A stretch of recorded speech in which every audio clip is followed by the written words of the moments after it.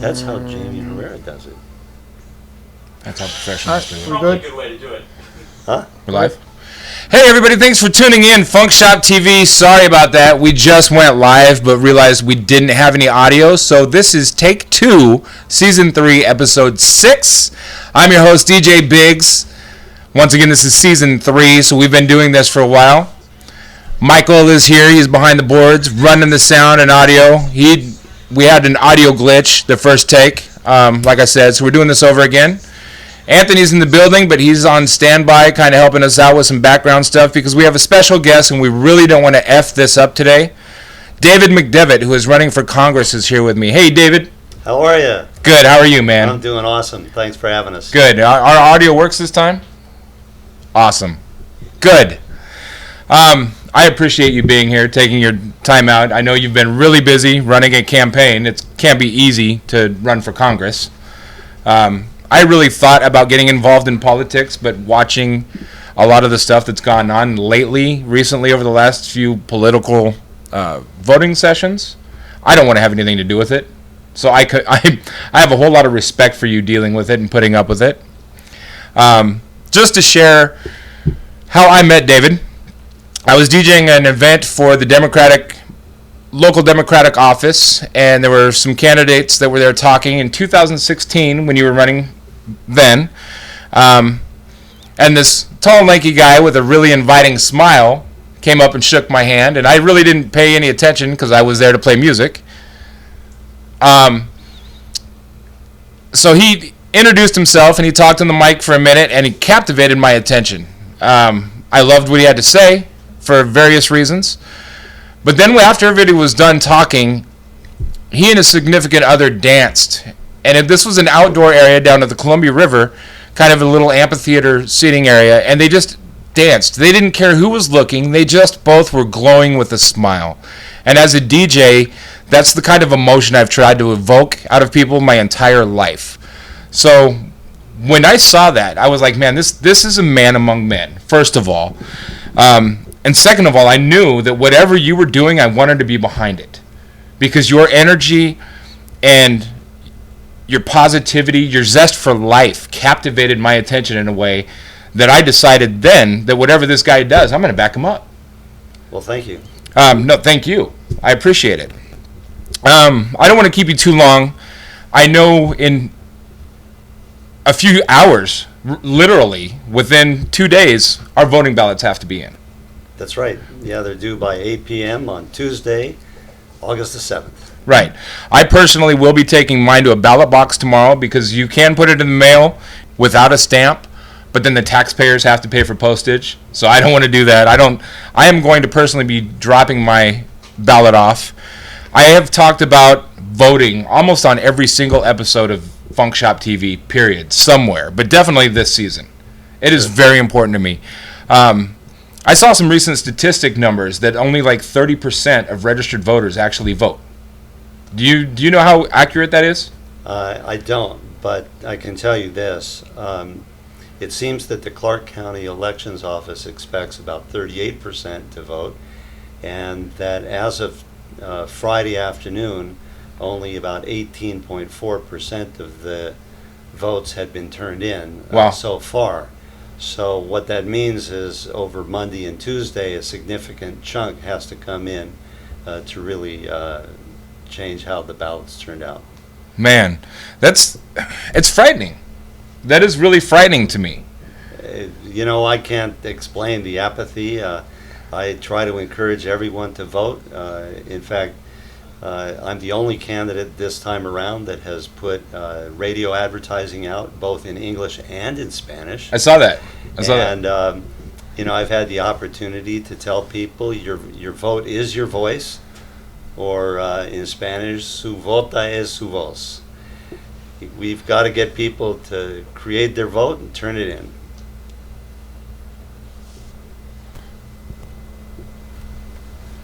Cool. I appreciate it. Sorry, we're trying to adjust some audio here.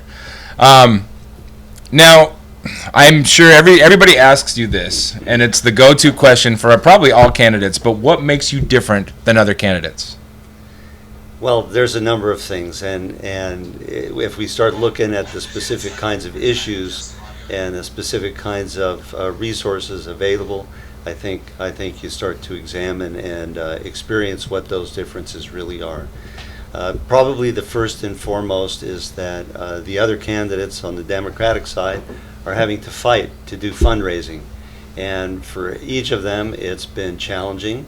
For each of them, they've engaged in spending the funds they've raised to a certain extent. But I think it's important to remember that Jamie Herrera Butler has cash on hand of a little over $1 million. That's incredible. So she's going to use that to do the kind of negative advertising that she needs to do between September and November. And as of right now, as of the last filing, I had $675,000 cash on hand. The next candidate behind me has $111,000 cash on hand. And the third Democratic candidate had about $20,000 cash on hand. You cannot run an effective campaign against Jamie Herrera Butler if you don't have the money. I absolutely agree. That's a distinguishing characteristic. Now, another characteristic is that my campaign is predominantly, it's not exclusively, but predominantly self-funded. In other words, I'm putting my money where my mouth is. I'm telling people we need to change Jamie out of here, and I'm the guy to do that for folks. And the reason why I'm doing it is because we need to see a change that effectuates positive impacts for all the people of the 3rd Congressional District and beyond, not just a select group in the middle class or the upper class. We need to effectuate everybody. And the fact is, our homelessness is increasing, our food insecurity is increasing, our senior living situations is increasingly having problems. We need to fix a lot of things that are going wrong for folks. Regular working class, run-of-the-mill citizens of the United States that have worked hard all of their lives and contributed all of their lives. And, that's the starting point. I absolutely agree. On a lot of, so many things. And you did mention Jamie Herrera Butler. She is scary. And I don't understand how so many people in Clark County cannot figure out why it's so important to vote. But she does not care about us. She does not care about the majority of the people in this county. She doesn't care about anything other than, and I will say this you don't have to agree nor disagree, but as far as I'm concerned, she does not care about anything other than what's in her wallet. And it disgusts me. It absolutely disgusts me that she does not do anything to represent us. If she had her way, we would have oil and coal terminals on the Columbia River. That's likely true. I've heard her talk about transport of oil previously. She was fine with it coming across the mountains and through the Columbia River Gorge on trains. And she exclaimed that coming through on trucks would be even more dangerous. I think there's issues that need to be developed there because it's a dangerous commodity. We've seen the accidents, say for example last year in Mosier, and and we don't need to see more of that. It's detrimental to the health and well-being of not only the people that live in our area, but it's also detrimental to the fishing industry as well. Absolutely, and the Northwest relies on fishing industry. Mm-hmm. Yeah. And the ocean waterways, if we have tankers that are getting oils out of our rivers and taking them to other countries, it affects so much more than just the people that are getting rich. Oh yeah. And we're the ones that are going to have to pay for it because they can afford to move somewhere if they dump a bunch of oil in their backyard. Mm-hmm. We can't. We're the ones that are going to suffer. It's disgusting. My girlfriend's grandmother lives in Washougal, and she has respiratory issues, and she believes a lot of that is contributed to trains bringing coal down the train tracks because she lives so close to it. You can't put coal in a closed container because it's so combustible, so it has to be right. Open containers. Wouldn't the dust build up outside the train tracks and be highly flammable? So when we have these forest fires, it just gives it more fuel to catch on fire. It's disgusting. Right. It is absolutely disgusting. And these resources can be so easily replaced with sensible energy. And other solutions, yeah. Well, so I'm the only candidate that I know of that has testified over the last several years at all of the various hearings, whether it was for the oil terminal in Vancouver that's now been squelched, to the thanks to some huge activists in this county. A lot of activism, and a lot of candidates care about that stuff. Shout out to Mr. Stanky. Contrast to the proposed methanol plant in Kalama, and also to the proposed coal transfer station in Longview, where they want to put mountains of coal so they can load up ships and sell that product overseas. Right. But in the meantime, it's our own people here in the communities up and down the I-5 corridor that would experience the greatest amount of health hazards and the greatest amount of harm to the river. Contrast that, my perspective on this and my approach towards the idea of oil and coal is very different from that of the other candidates that I'm in this race with. Right. And I've heard that your opinion. Although I heard that somebody's been flip-flopping a lot as far as the methanol plant in Kalama specifically. Somebody was for it before because they were getting a lot of money dumped into their campaign. Not a lot. Some money dumped into their campaign by organizations that want to build this plant. Well, there was a questionnaire that was circulated out about 2 months ago, and they asked, who are your endorsers, and a few other questions. And so when it came to identifying endorsers, one of the candidates expressed that they were endorsed by all of the same organizations that backed Chris Green when he was running for the Port of Vancouver. Right. Yeah, I remember he wanted the oil terminal in Vancouver, and these same organizations have now backed a congressional candidate. In addition to that, there was a woman that endorsed the same congressional candidate that works for the methanol plant. And the question that was asked was, do you support the export of coal and oil from Washington state ports? And this particular candidate answered that question, yes. Now, I answered it, no.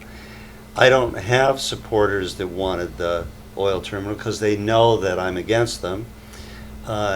In contrast, since that time, that same candidate has had her staff answering the phone saying, listen, if you're calling about the coal or the oil, it's a lie. Now, Right, I've heard so that. that comes across as pretty defensive, but it's not acknowledging the fact. And frankly, I'm acquainted with all 7 of the people that were on the interview team for that particular questionnaire, and several of those members indicated to me that there was quite an argument about that specific question, and that the individual being talked to at the time was very adamant that they stood behind their position, that they stood up, that they represented and worked with those agencies that had given her the go-ahead and endorsed her. And I think that this is an indication of an individual that probably should not be trusted. I agree. And as much, one of the hardest things, the older I get, the more I pay attention to politics. When I was younger, I didn't think that my vote mattered because I was brainwashed into thinking that, like so many younger people are today. But the consciousness is definitely getting brighter. I've got a niece that's not even 18, and she can't wait till she turns 18 so she can be politically active and vote. So it's a beautiful thing. I know I was definitely misguided for many years, thinking that my vote didn't matter because everybody that's in office is decided for us anyways. Well, that's partially true with the Electoral College. We know that now. This particular congressional race, as far as the primaries are concerned, is real difficult for me. Because my ultimate goal, I know, has to be to get Jamie Herrera Butler out of office, because she cannot represent us anymore because she's not. But the other candidates that you're battling against, I would have a very hard time putting any faith into. I don't second guess that you will represent me if I send you an email or send you a letter or even send you a text message or a phone call, because there's something that really matters to me. I know you're going to listen to me.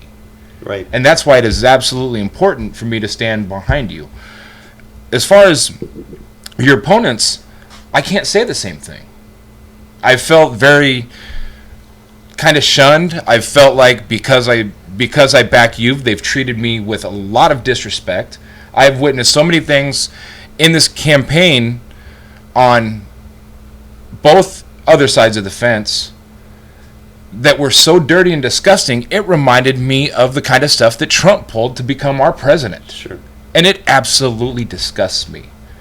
So it is my hope, and when I'm telling people to vote, I don't tell them who to vote for. I will never tell somebody who to vote for, but I will always say, this is who I'm voting for and this is why. Or if you want to know where I stand, I have absolutely no problem telling you. But first and foremost, vote. Exercise your rights and your responsibilities. That's really all that I care about. If you vote for somebody that I'm disgusted by, I have friends that voted for Trump. I have friends that voted for Trump that watch this show. I have friends that voted for Trump that are part of the cast of this show. We argue all the time, and a lot of times, jokingly, not so jokingly, I'll be like, it's your fault. You voted for this guy. But when it comes down to it, we don't have an electoral college. We have us. We have we the people. And until we the people get off our asses and fill out our ballot boxes and our ballots and make sure that they get put in the ballot boxes, we're just going to continue to go down a road that is going to be absolutely detrimental to our future. Mm-hmm. So any of you moms out there, single moms, single dads, married couples, young people, old people, I don't care. Vote. Exercise your right to vote first and foremost, but pay attention to who is leading us and representing us. Because what's going on in the White House is ugly, it's disgusting, and in the long run, it's going to screw us all. One thing that I did want to talk to you about before you leave, transportation. I heard a rumor, I don't know how true it is, that Oregon is wanting to put toll booths on our I-5 and 205, but they want to put them over the Oregon border far enough that Washington will not have any say-so in whether or not they do it. Mm-hmm. So basically, they want to tax Washington residents for coming into their state. Sure. theoretically. Have you heard any truth to this? So, over the last 3 years, I've with some degree of regularity attended the meetings that go on with either the Regional Transportation Commission on Washington side, or at the JPACT meetings, Joint Powers Authority meetings for transportation on the Oregon side. And I've heard the different conversations that go on around the issue. It was the bill that was submitted by the legislature in Salem that assigned this task and made it necessary to sort of looking at tolling as a way to raise revenues and to reduce congestion. That was the objective, to reduce congestion. So they've been doing some studies. They created what's called a Value Pricing Policy Advisory Committee. That committee has 25 members. 22 of those members belong to Oregon State, and 3 of those members belong to Washington State. We do not have equal seats at the table. Now, prior to that even happening, I was talking about trying to address the transportation goals and objectives from a regional perspective, and I was talking about it also from a constitutional perspective. Most people don't recognize, but in the Constitution, in Article 1, there's a portion of it that talks about no state may enter into an agreement or a compact without having the direct approval of Congress first. And so I looked back and I saw an opportunity. In New York and New Jersey, there was a bi-state compact that was done for transportation-related solutions in 1921. We have not done that here yet, but we could. We just simply need Congress to authorize that first. I brought the suggestion to Jamie Herrera Butler in January 17, 2017, 3 days prior to our current presidential administration being inaugurated. And she said that that was not warranted, that her constituents didn't want it. I recently brought it to her again in Memorial Day, and she said, well, we kind of sort of have that now, which was sort of like, not really. And it didn't sound like it was something that she wanted to pursue or was willing to pursue. I'm the only candidate that supports that. During the editorial board meeting that we had, a question about the same topic came up, and one of my competitors said, without a doubt, I disagree with David about this. I do not support this idea. And as a consequence, we're going to be left in the same shoes if that particular individual moves forward. Here's the problem. Why would anybody be opposed to that? Our county is going to grow by 300,000 people over the next 25 years. If we don't do something for our transportation issues in the region, in the course of that 25 years, we're going to have significantly worse traffic than we do now. Not better. I couldn't imagine worse traffic than we do now. And tolling is not necessarily going to relieve the congestion. So no, it's going to add some money to Oregon's bank. So doing a bi-state compact makes absolute sense, and I think that's where we need to go. That's how I feel about it, and we have actually a resident expert right here in our own county that lives here that contacted me after I made comments similar at the League of Women Voters forum, and said, hey, listen, I've been waiting for somebody to say something about it. You're the only one that said anything about it. And he actually wrote a paper when he was in university at Princeton University in 1972 about how this bi-state compact can work and benefit the entire region. I think we need to put people first. I think we need to move forward. I think we need to get a bi-state compact put in place, so then we can talk about what the real solutions are. And by God, if we're going to do tolls, let's make sure that the monies collected are shared equitably between the two states. Absolutely. And preferentially, let's not have tolls at all. Right. right? But if we're going to do tolls, let's make sure that the money gets shared fairly. Right. Or it goes to make sure 100% of the funds go to coordination of joint efforts on our freeways. Yeah, absolutely. Period. And we have a lot of opportunities for joint efforts, by the way. There's a litany of possibilities. Right. There is. We could resurrect the West Side Bypass Road proposal that was from 1988. We could resurrect some of the other proposals for additional or third bridges. We could cover conversations and discussions about any number of the other 17 bridges that we have that exist between the states now. I didn't even realize there were that many. We could talk about mass rapid transit. We could talk about the shortfalls of light rail.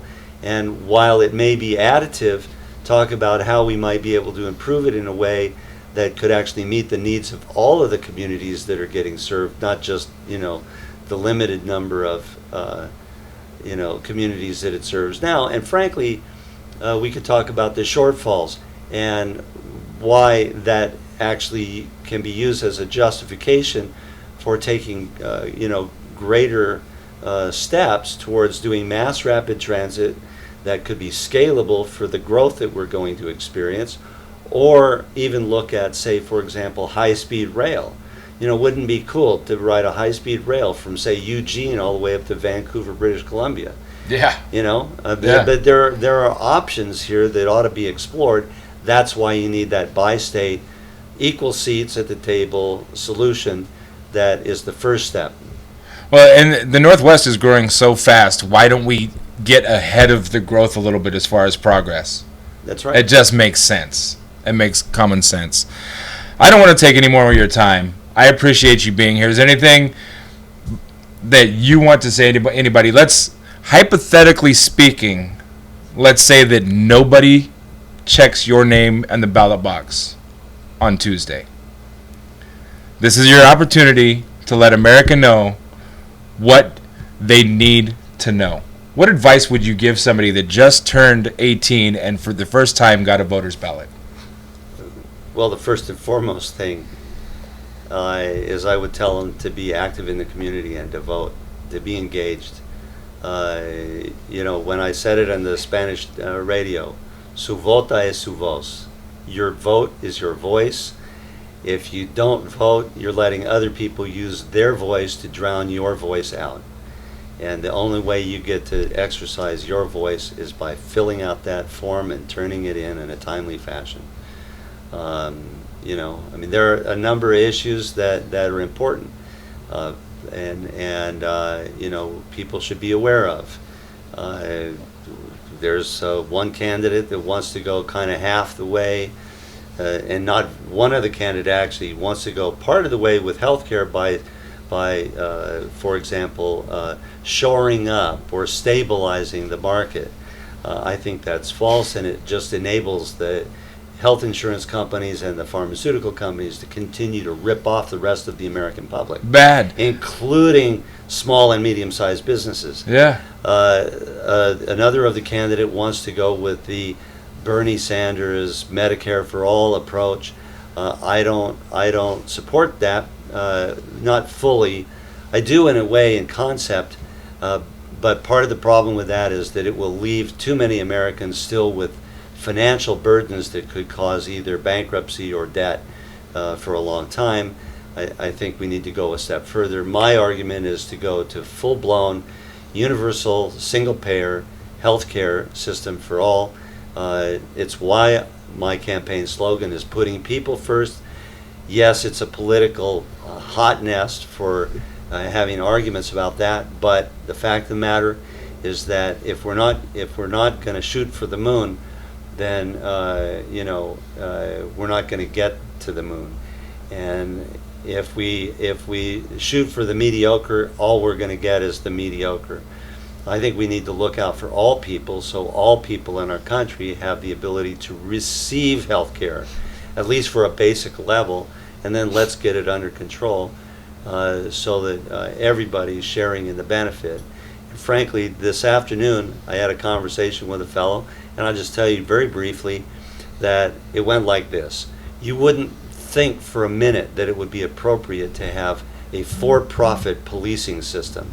You wouldn't think for a minute that it would be appropriate to having a for-profit fire department, right? So why in the heck are we thinking that it's appropriate to have a healthcare system that's only for the benefit of profit when every single human being alive at some point or another needs to receive healthcare?